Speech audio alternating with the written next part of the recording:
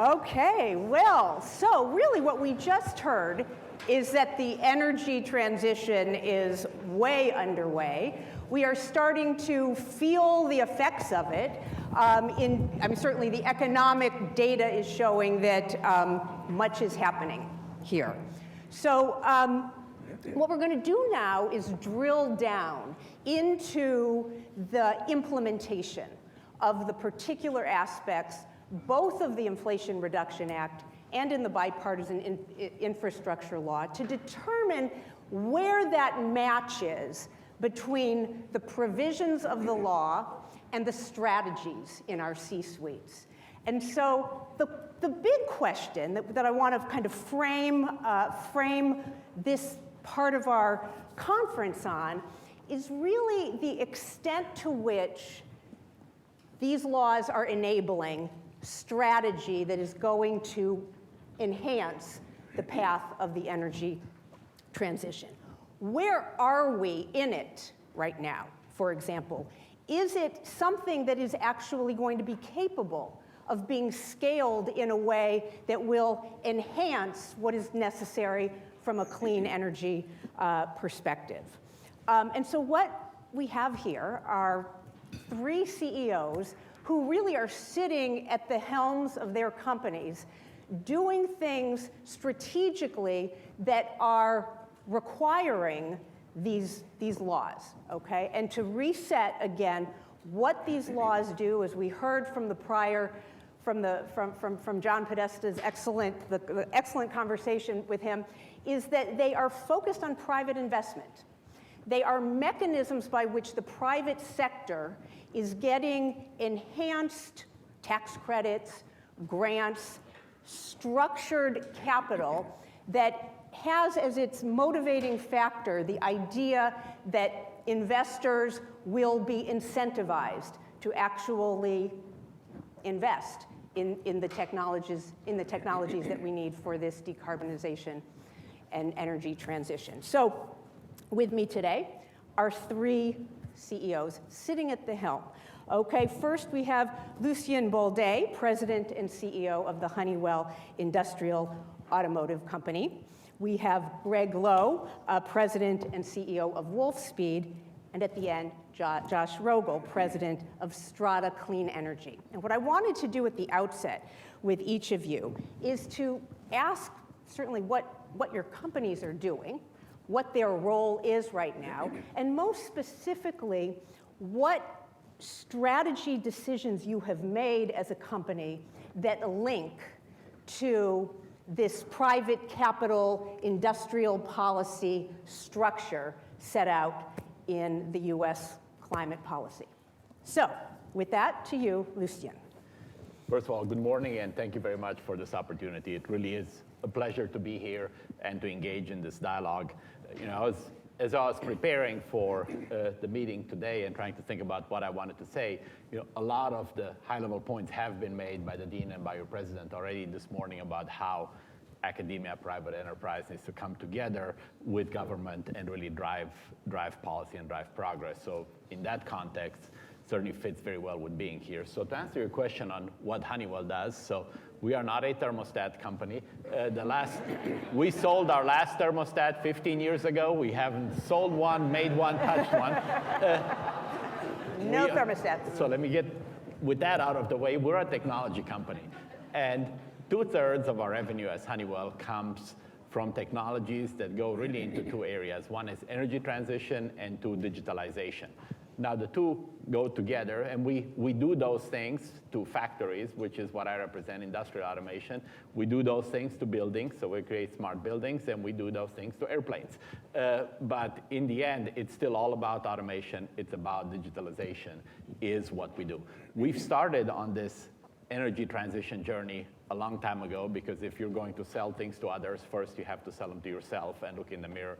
So we've reduced our greenhouse gases from 2004 to 2018 by 90%. That was doing it two ways, implementing all the technology suites that we have available, but also adjusting our portfolio.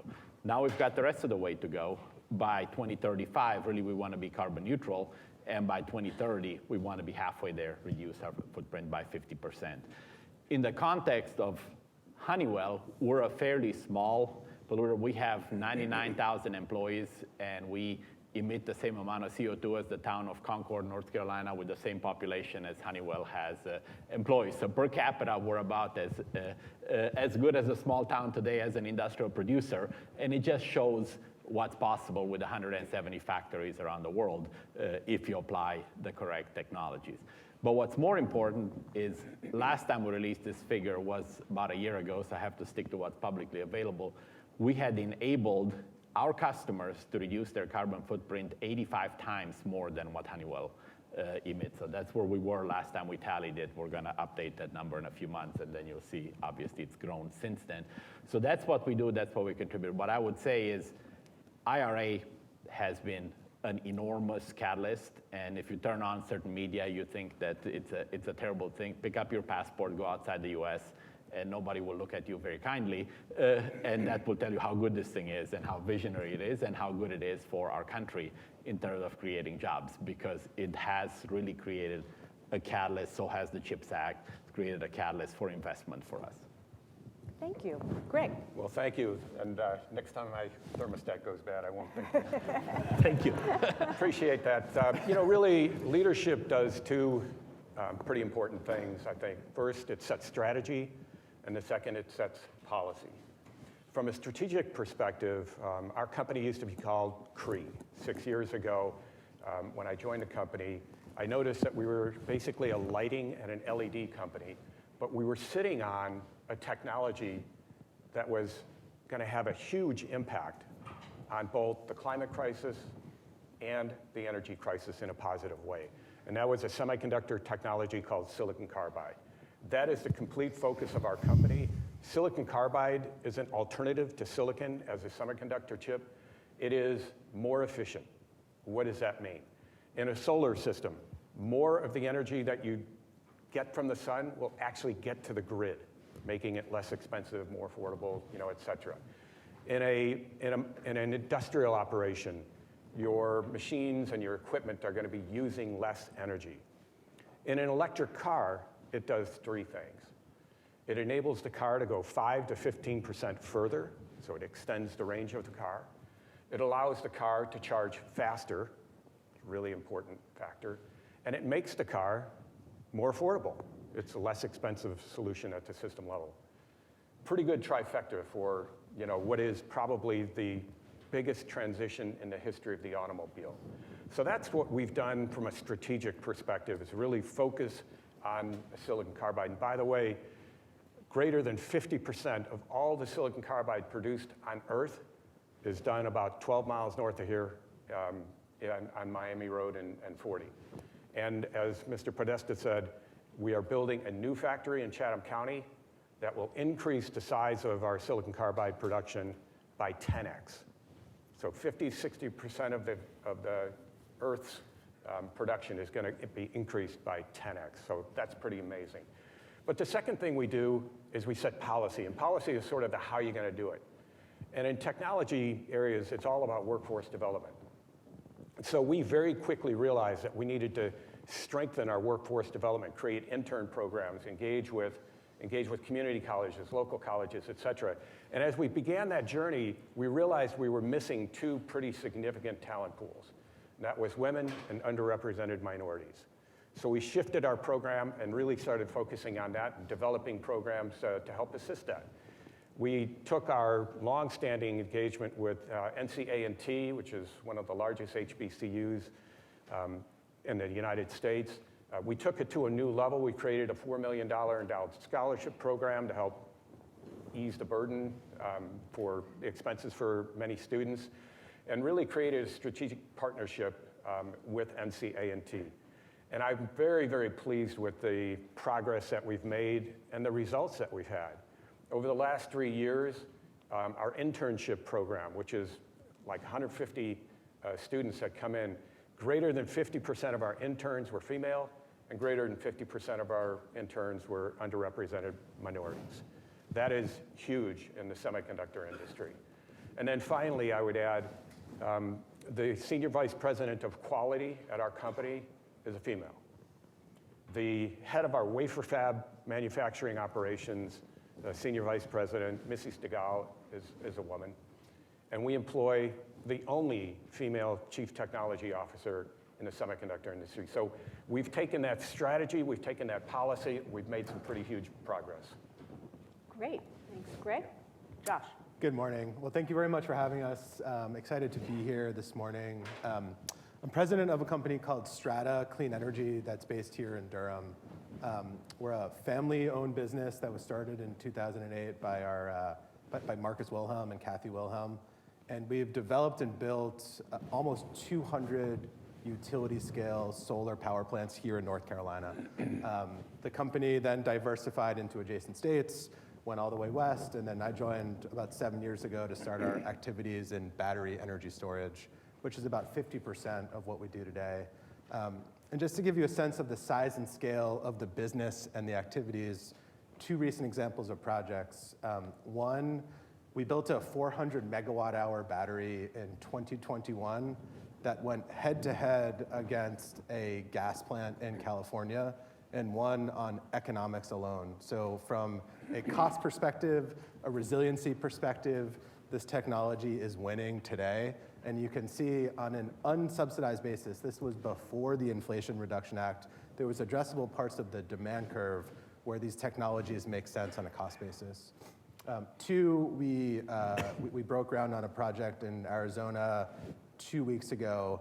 That's a 1 gigawatt hour battery, which was just a size and scale that was unimaginable. We got to financial close on that project, which was a $600 million financing for that project, for which the IRA was an important part of the capital stack. It was one of the early battery projects that was financed under the IRA, so a lot of lessons learned in dealing with the banking community, going through the brain damage of a lot of people doing this for the first time, and particularly as we think about some of the adders that Mr. Podesta talked about, whether it's domestic content or energy communities. There's a lot of it that is clearly needed, that will be important. The 10-year runway really matters, but there's still a bunch of rules that are being worked out where there's risk and risk allocation, which is important. And so if you read it at the surface level, there's a bunch of things to be worked out sort of below that, which matter, which will take some time to work through. So it's not all rainbows and sunshine as we think about the initial implementation of these policies, but they're very important and certainly a tailwind in creating certainty, creating jobs, allowing sort of a clear runway for the investments that we're making, both in terms of capital deployment as well as human capital to grow the business. So we're about 500 people full-time today, and then depending on projects that we're building could scale up to 2,000 or more workers with headquarters here and then doing projects all over the US. Yeah, so let's talk a little bit about what those additional challenges might be. With an eye towards thinking about whether policy actually needs to be enhanced or reshaped or somehow redirected. But what I am hearing from each of you is that there's been an important driver here in the IRA, in provisions in the IRA in particular, which have incentivized your strategy, have made you feel more certain that these strategies can be taken, can be actually sustained, that you could actually lead an enterprise in doing the activities you're doing that might not otherwise happen at the scale that you are. And that said, we're also hearing that it's not a complete bed of roses, that there are still challenges ahead. On the big focus, though, and this idea also of the tax credits and the step up on tax credits when they're focused on LMI communities, that all strikes me as very, very well done and has been pulled up. You've taken advantage of it. You've seen it in the statutes, pulled it out, figured out how to operationalize it in a way that is actually creating jobs, creating real economic activity and growth. But what is left? What are the pieces that you would say still need to get implemented? You are doing, it sounds to me like extraordinary things as, from the helms of your C-suite. But what are the next pieces, or what are the pieces that you feel less certain about? So if I can start? It's a big question, so you may want to cancel lunch, but because I go on a long time.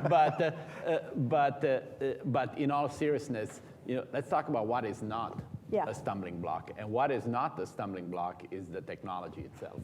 So whatever problem needs to be solved, there is a solution. Is it today the perfect solution? Are we going to continue to innovate? Yes, we'll continue to innovate. We need more innovation, and we will get better, and we will go down on the cost curve. But there's certain, you can check with the Department of Physics, the laws of thermodynamics are written, they're set in place, there's no amendment provision in them, so they are what they are, so we gotta work with them. And given that, all these solutions are going to cost money. But they're there, they exist. And I think great is the enemy of good nonstop. We're looking at the tree and we're trying to pick the fruit, and we're not starting at the bottom. We're picking a fruit from every side, and then we're realizing how tall the tree is.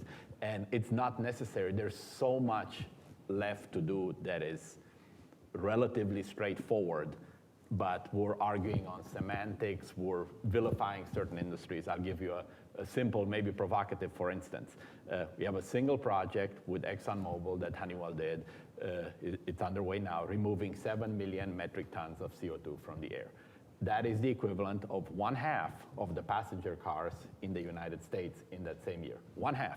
So we're talking about here, well, by in so many years, we're going to get half the cars to be EVs. One project, one place, Baytown, Texas, half the cars. Boom, gone.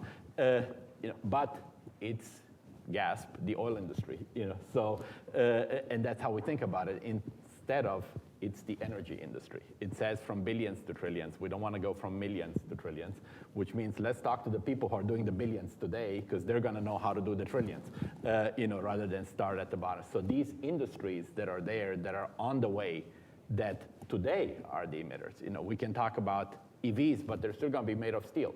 They're still going to drive on cement. Steel and cement are hard to abate industries, but they can be abated.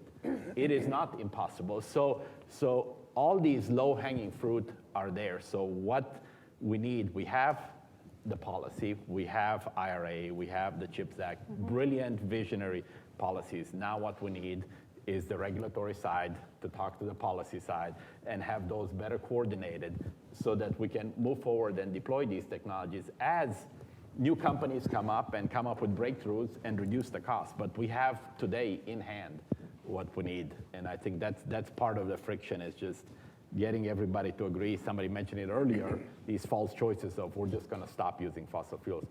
At some point, perhaps, but not between now and the next 25 years when we want to solve the problem. And I think it's also helping level the playing field. Other countries, especially China, have a lot of subsidies going into their technologies, whether it's automotive, semiconductors, silicon carbide. And as I mentioned, our technology is probably the technology that's going to help enable electric cars. And I'll give you some stats that are kind of amazing. First off, this transition to electric is the biggest change in the history of the automobile. And since transportation went from horse and buggy to the car. And by the way, when that happened initially, it was considered good for the environment. Horses had emissions too. But this is a huge deal, and our technology is what's enabling that. And if you look at the automobile industry right now, the largest market is China. But if you look at the top 10 vehicle manufacturers in internal combustion engine cars, only 2 of the top 10 are Chinese companies, and they represent slot number 8 and 10. And China is definitely using this transition from internal combustion engine to electric to leapfrog everybody and attempt to become the dominant player in the automobile industry. If you look at battery electric vehicles, top 10 producers, 5 of the top 10 are Chinese, including number 1, 3, and 5. So, this is a wake-up call to the Western automobile industry, and the dependence that they have on this technology that we have right here, homegrown, is not kind of lost on those manufacturers. They see it's a really great partnership, whether it's General Motors or startups like Lucid, Rivian, Tesla. They're all using this technology called silicon carbide, and it's going to help them maintain a pretty strong position in the automobile industry. Yeah, it's so interesting. Let's just, I want to just ask a couple of things about this. Is silicon carbide, is that a critical mineral, or is that a process? It is a substrate. The semiconductor industry has been based on silicon for 50 years. There's a whole valley named after it. So, so our substrate is actually a variant of that. It obviously adds carbon into it, and that makes it much, much more efficient. It wastes less energy, so that when it's used in an electric vehicle, as I mentioned, the same battery, the same power will enable the car to go 5 to 15% further. So it's an amazing technology. Yeah. It was invented here in North Carolina, basically. 5 grad students from NC State started the company about 37 years ago. So it's an alternative to silicon drive. And I'll tell you something funny. We're up close to Miami and 40, but we're actually on silicon drive. Huh. And everyone's like, why don't you change the name to silicon carbide? I like driving over silicon every morning. Yeah. But it's interesting, though, from the perspective of the the national security angle here. Oh, it's absolutely considered now a critical mineral for the technology. It's moved from the yellow zone to the red zone, and you know, the Department of Energy absolutely understands the criticality of this. And it reduces U.S. dependence actually Absolutely. on China and other places where you know, the semiconductor market has moved mostly to the east. But 75% of silicon carbide is produced in the United States, 50 to 60% by us, and another 15-ish% by a company in Pittsburgh called Coherent. So we currently have a leadership in this position. And so investing to maintain a leadership is obviously significantly easier than trying to invest to bring something back. So, you know, we're in a position right now that's enviable. Mm-hmm. I think your question was around some of the challenges. Yeah. So just a couple of examples. So we have a business, a new part of the business that's focused around the emerging opportunity around green hydrogen. We call it P2X. So it's power to something. It could be green ammonia, it could be e-methane, sustainable aviation fuels. We are dealing with a period sort of post-enacting of the Inflation Reduction Act around what are the rules and regulations around how this will actually work. So, for example, there's a lot of debate around from folks from the oil and gas space, from folks in the renewable space around whether you need an annual matched renewable energy input to make that green hydrogen product, or whether it needs to be matched on an hourly basis. And whether or not you go in one direction or another can have a massive impact on your cost. Massive. And so the initial set of rules looked like there's not a grandfathering period, not a ramp-up period that you'll have to go time match. And the overwhelming majority of folks that were chasing projects say that's a project killer. And so this sort of smooth runway of trying to get some projects in the ground, going from millions to billions to trillions, it looks hard.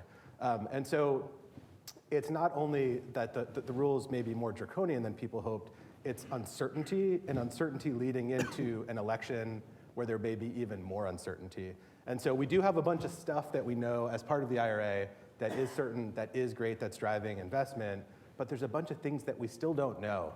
And so once we know and we do have that certainty, we'll make investment decisions, but we are seeing the private sector starting to invest, start and stop, as we are trying to figure out what the rules of the playing field are. So that is, you know, it may be a teething problem to any new policy, but the sooner that we can get that certainty, the better to help shape decisions and investment from the private sector. Yeah, and clearly business uncertainty actually is a significant driver of investment, of business investment. I mean, that shows up in the macro data, and anything that can be done from a policy-making perspective that can eliminate uncertainty is actually enhancing of business investment, and that's kind of a truism. Yeah. I want to ask a question actually that first really asks you to focus within your companies. And one of the things I want to probe a little bit is, as corporate leaders, what is it that you are doing to actually internally, with your own workforces, your own sub-leaders in the firm, how are you sort of incentivizing people, and I don't necessarily mean from a compensation perspective, but how do you incentivize them for the work that you are doing, for the work that is now really upon us? We heard the IPCC imperative, the 1.5 degree, the 1.5 degree kind of pathway that firms need to be on. What do you do as leaders? And I don't mean like you're recycling in your office, in the lunchroom. I mean, what are you doing in terms of organizing your own workforce towards this actually bigger purpose that is before us? It's a great question, and I think if you look at what the pandemic has accelerated, I think it would have happened anyway, but maybe on a different trajectory. How we work, how we interact with one another, the 8 to 5 in the office, 5 days a week, a lot of those norms have changed. And it has made inspirational leadership, motivating your people way more important than ever. I think the generation of workers that are my kids' age that are joining the workforce right now have slightly different drivers. You're not going to punish them into working harder, and you're not going to pay them money to do something. You are going to get a lot more by inspiring them into participating into something larger than themselves. And what better mission? They do believe, they observe climate change in front of their eyes. They remember where they used to go skiing when they were little, and only 20 years later, you can't go there anymore. Now you gotta be near the North Pole to be able to see snow. That's changed in front of their eyes. They've seen it there. So for them to be able to participate in impacting that is a big deal. So for us as leaders, it's communicate, and really inspire. I don't think it's putting incentives and metrics. That we need that too, obviously, but that is way secondary compared to really creating a vision, creating a mission, measuring it, creating a sense of purpose, a sense of progress, making sure that we are making progress. And then not accepting, because we can sit here the rest of the day, talk about all the barriers, but as corporate leaders, we have a duty, and we also have the ability and the podium to impact that and to really change and to influence. So we've got to engage with people where we maybe don't see the world eye to eye, whether that's some certain NGOs or whether that's other outside groups, media, whatever it is. But it starts internal, and then it goes external. And again, it's communicate and it's the vision. I'll start with the inspirational piece, but I want to get to a practical piece too. So, first off, our employees are engaged with the automobile industry that's going through its biggest transition ever. And they're also engaged in the semiconductor industry going through its biggest transition since basically the invention of the CMOS transistor 50 years ago, this transition from silicon to silicon carbide. And it's kind of like being in mission control during Apollo 13 or maybe the first landing on the moon, where 30 years from now, our employees are going to look back at this time and say, I was there when this transition happened, and I helped it happen. And so it's just an absolutely inspiring thing. From a practical position, though, we are moving much of our manufacturing from operators doing things to automation. And that creates a need for a lot more technicians and less of a need for operators. And so we knew this kind of was going to happen over a number of years. Sorry, what's the difference between a technician and an operator? So an operator would be moving product from one area to another. A technician, all of that would be automated, and a technician would be working on the machines themselves. From a practical perspective, it's at least twice the pay. So, I mean, it's a big deal. So we offered to our operator workforce, we partnered with Wake Tech, Durham Tech. We offered them a technician certification program. We offered that to all of our operators. We've now graduated over 700 people who have gone from moving product from one machine to another machine, kind of tedious work, type thing, to they're now fixing machines and earning more money and getting a lot more satisfaction out of their job. It was really inspiring to me to see how many actually applied for it, let alone then, graduated from the program. We just graduated another class of 120 or so, I don't know, about a month or so ago.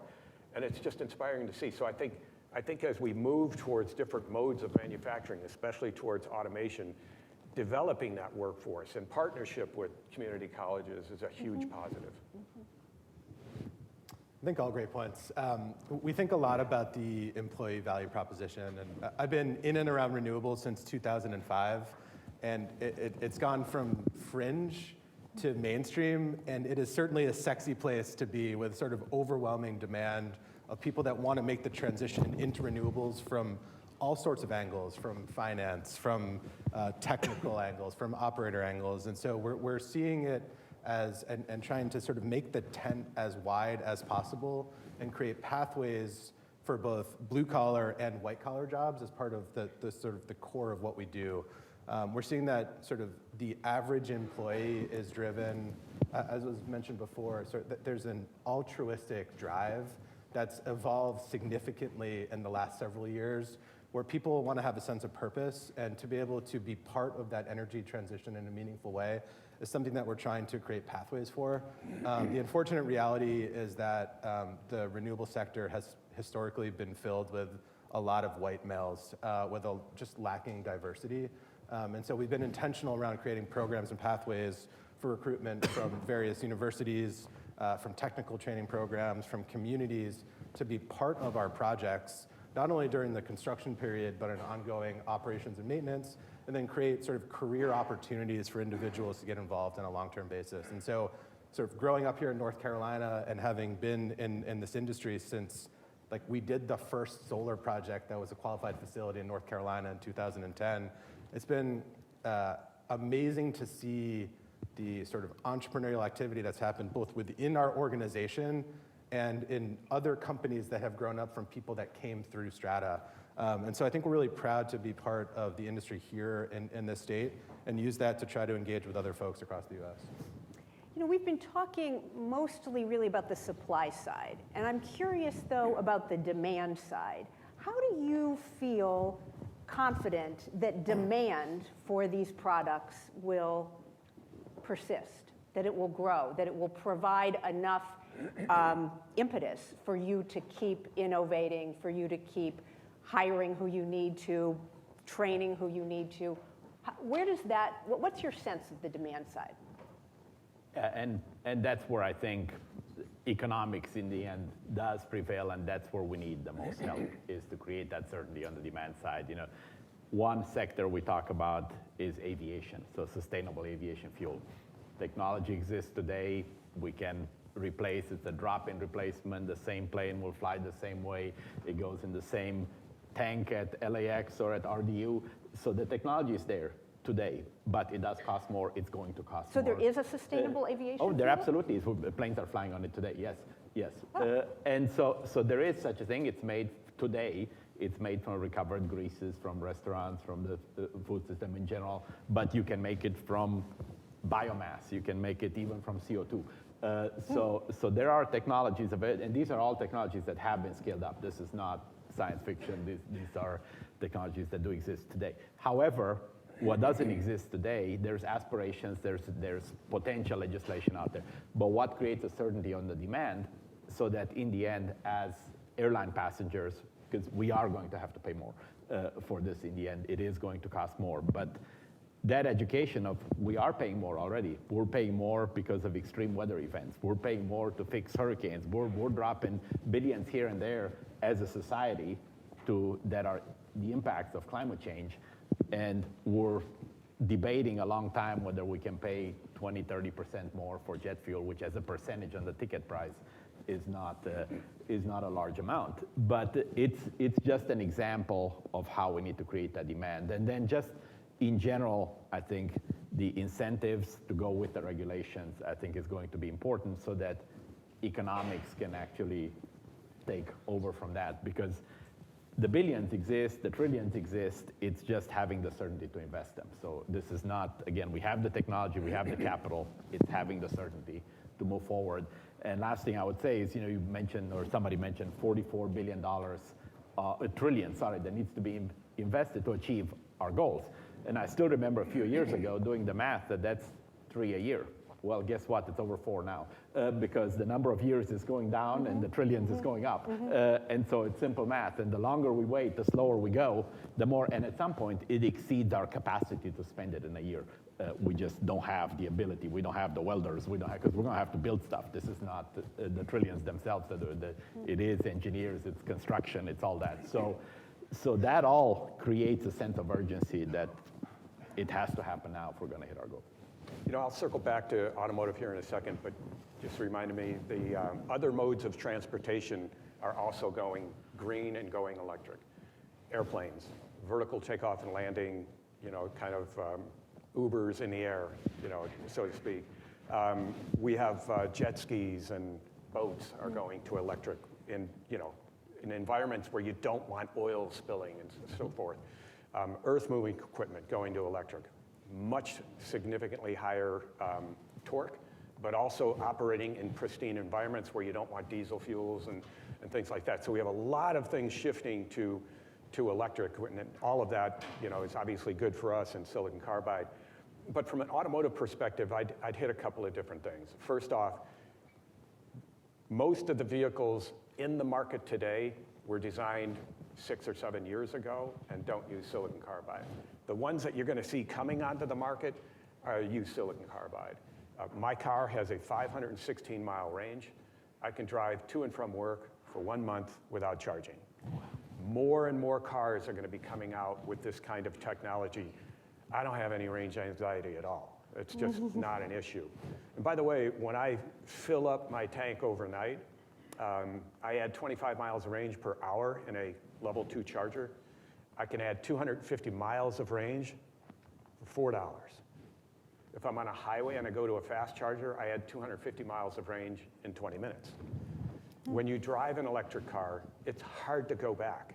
The acceleration is amazing. They're quiet, so there's a consumer, you know, pull as well. So you have all of these different things kind of interacting, and you're going to see more and more cars come out with longer ranges. When Tesla came out with the Model 3, it was the first introduction of a car powered by silicon carbide.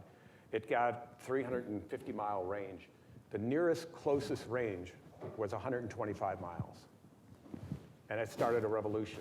So now you're seeing more cars come to the market with 350, 400, 500-mile range. Tesla will come out with a 625-mile range car in the next 2 years.